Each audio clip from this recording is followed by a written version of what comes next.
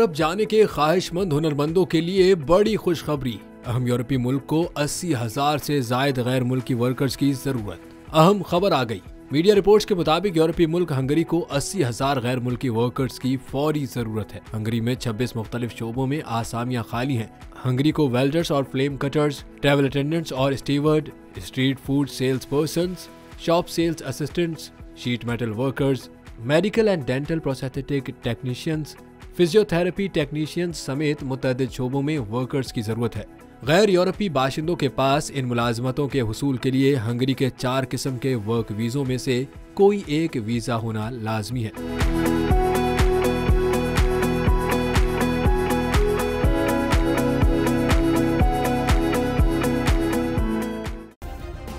Subscribe करें और bell दबाएं ताकि कोई खबर रह न जाए।